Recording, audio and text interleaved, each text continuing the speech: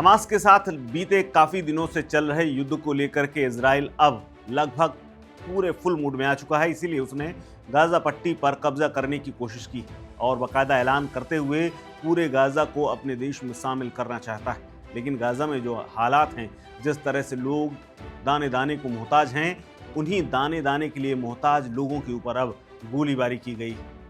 Israel पर आरोप है कि गाजा पट्टी में खाने की तलाश में घूम रहे 21 लोगों को खाने पीने का सामान तो नसीब नहीं हुआ, लेकिन उन्हें मौत जरूर मिल गई। दरअसल एक रिलीफ के लिए एक कैंप लगा हुआ था, इसमें लोग इकट्ठा हुए थे और वहीं पर गोलीबारी हुई, जिसके बाद 21 लोगों की मौत की बात सामने आई।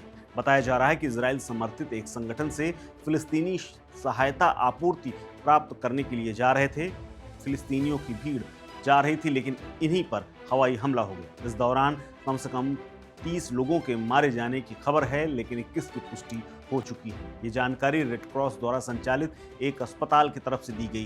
दरअसल गाजा पट्टी में इजराइल समर्थित एक संगठन से लगातार वहां पर खाने पीने की और अन्य जरूरतों को पूरा किया जा रहा था, लेकिन रविवार को 21 फिलिस्तीनियों के मारे जाने की खबर है। रेड क्रॉस ने बताया है कि एक हमला हुआ है और हमले के बाद कई लोगों को अस्पताल लेकर के आया गया था। इस अस्पताल में ही हमले में मारे गए लोगों के शवों को लाया गया था और यहीं पर रखे हुए। अस्पताल में अधिकारियों का कहना है कि 175 लोग इस हमले में घायल हुए हैं। हालांकि उन्होंने ये नहीं बताया है कि उन पर गोलीबारी किसने की, लेकिन आरोप इजराइल पर ही है।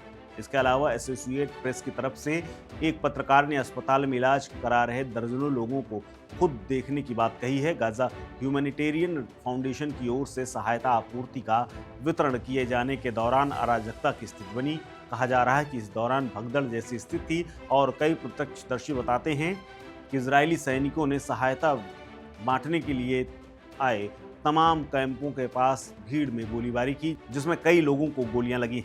स्थानीय स्वास्थ्य अधिकारियों के अनुसार रविवार को पहले कम से कम 6 लोग मारे गए और 50 लोग घायल हुए। बाद में फिर एक गोलीकांड हुआ।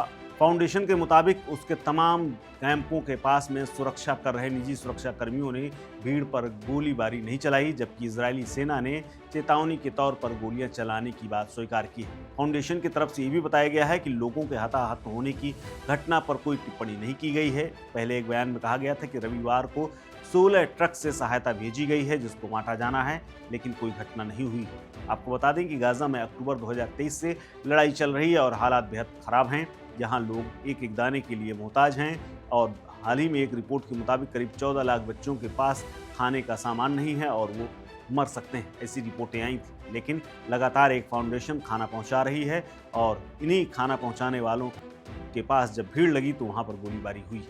आपको बता दें, लगातार युद्ध के चलते गाजा में 20 लाख से ज़्यादा लोग मरी के हालात में हैं। उनके पास रहने, खाने और पहनने के लिए कपड़े तक नहीं। बड़ी संख्या में लोग पेट भरने के लिए भी मारामारी कर रहे हैं और एक मदद केंद्र में हज़ारों की भीड़ लग रही है और लोग दाना दाना ले जा रहे हैं। गाजा में ऐसे लगातार मामले उजागर हो रहे हैं। अब लोग जो मदद के लिए आ रहे हैं उन पर भी हमला हो रहा है।